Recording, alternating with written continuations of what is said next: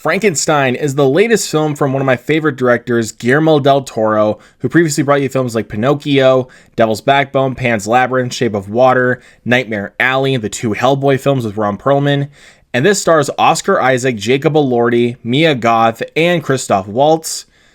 Let's see what we got today.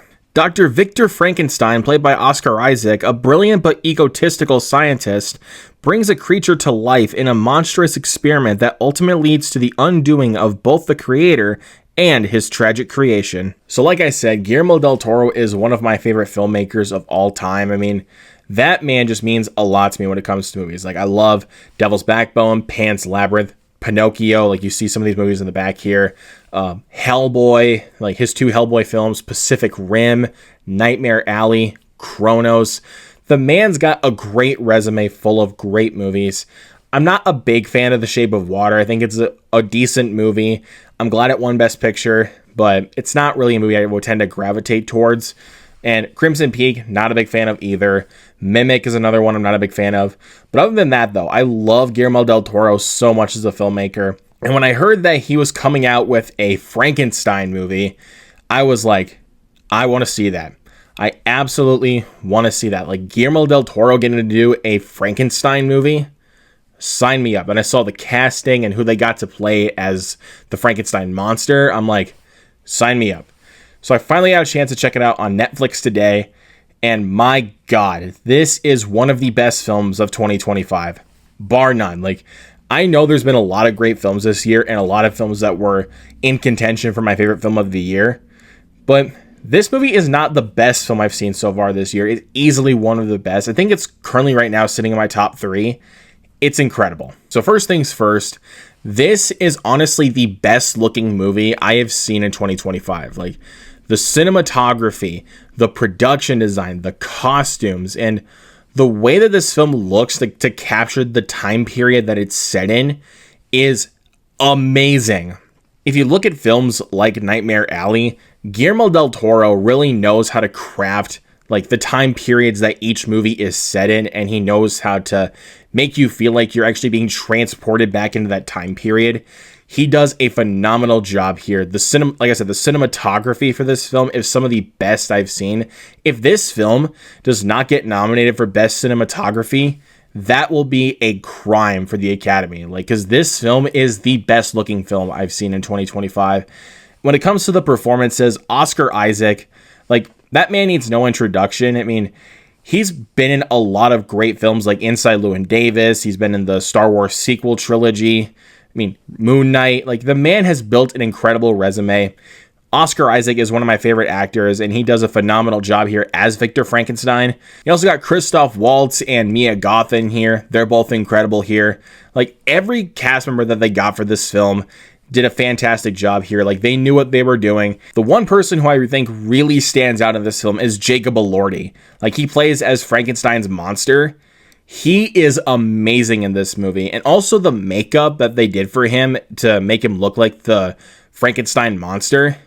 Like, this is far different from what you've seen in other previous Frankenstein adaptations. Like, you know him as like the classic Universal monster. Like, we had him played by Boris Karloff in the 30s in the original Frankenstein and Bride of Frankenstein. And of course, we had the one with De Niro and Kenneth Branagh back in the 90s, which is a good movie itself. But this might be my favorite adaptation of the Frankenstein story.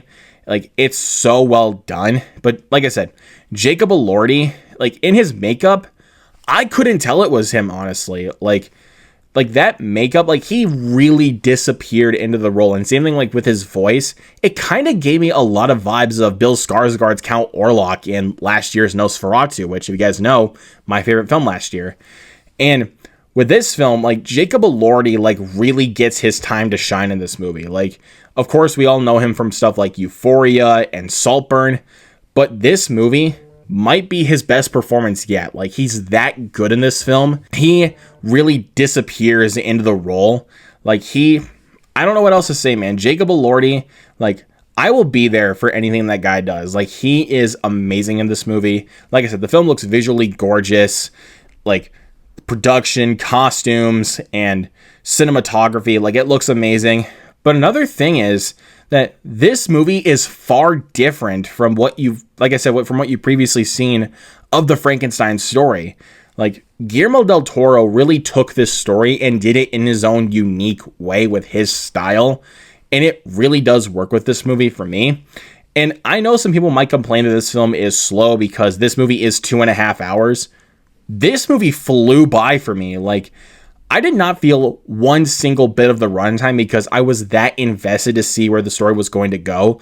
But another thing that really makes this film unique about how it kind of tells this Frankenstein story is that one half of it is told through the perspective of the creator, Dr. Victor Frankenstein, and then the other half of it is told through the monster's perspective. And from what we get of both perspectives, it's done so incredibly well, and it's all thanks to Guillermo del Toro's incredible direction. Now, if there's one small thing I really had to nitpick about this film, I'm going to say this.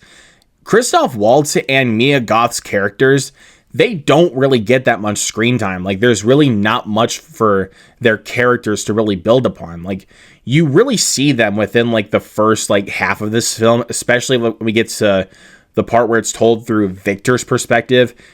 And then they come in like a little bit more towards the end of this film. Not going to spoil too much about like what happens or anything. But I think honestly with how they are able to utilize their characters, they do a fantastic job.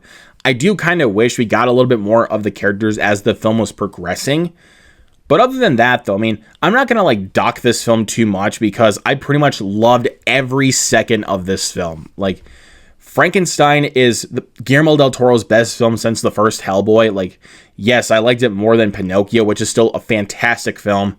Like, Guillermo del Toro still has my stamp of approval, and I still want to see everything that this guy does.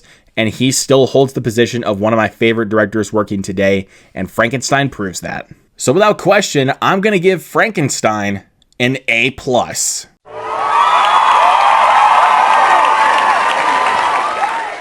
I know this film played in select theaters, but man, I wish I got to see this on the big screen because I know how good this movie looks just in regards to cinematography. Like I said, it would have looked amazing on the big screen. But of course, this is my opinion. Let me know down in the comments below what you guys thought of Guillermo del Toro's Frankenstein. Also, what is your favorite Guillermo del Toro movie? Let me know that as well down in the comments below.